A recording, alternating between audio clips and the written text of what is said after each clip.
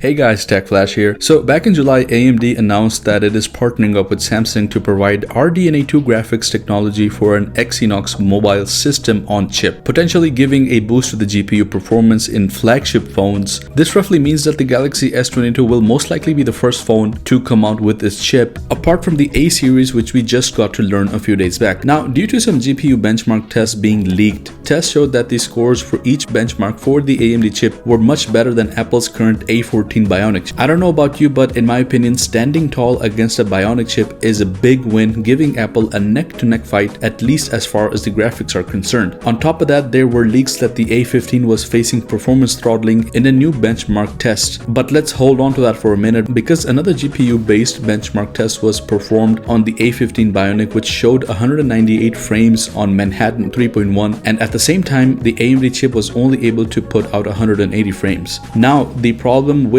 both Apple and AMD's chipsets were that they seem to only focus on the peak performance rather than focus on the long-term and sustained performance of the chip. Both Apple and AMD faced this issue, whereas Qualcomm did not, which means that they do a much better job at making their chips work harder for longer. Having said that, there are rumors that depending on geographical location, the upcoming Galaxy S22 will come both with the Snapdragon 898 and the Exynos 2200. Samsung's North America bound flagships will likely use a Qualcomm chip, presumably the Snapdragon 898, but Verizon has put forward a request for the Exynos 2200. As per an earlier report, it is possible that only a few markets will get the Exynos 2200, and that's because of the low yield and production issues. And due to the leaked benchmarks for the AMD chip, Verizon is the only provider that is pressuring Samsung to get the Exynos 2200 instead of the Snapdragon units. The latest reports also say that Europe and Southeast Asia will continue to stick with Exynos chips, but Korea and India may switch to Snapdragon, which will be a first for the Indian market. Samsung also plans to equip Chinese models with the Snapdragon chip, but China Telecom is allegedly also trying to procure the Exynos 2200 chips. The yield issues have also led to some internal disagreements between different units of Samsung, and it doesn't seem like Samsung will distribute two different units in one market. But the high demand for the Exynos 2200 is apparently also being used as leverage to negotiate price cuts for the Snapdragon 898, so this may be a win-win for Samsung. It's still too early to tell who will get what, and only time will let us know what actually happens. With the iPhone 13 coming out in just a few days, we'll get to see what the A15 has in store. Anyways guys, that is it for the war between Samsung and Apple. Drop a like if you enjoyed the video, and remember to subscribe if you haven't already, and I'll see you guys in the next one.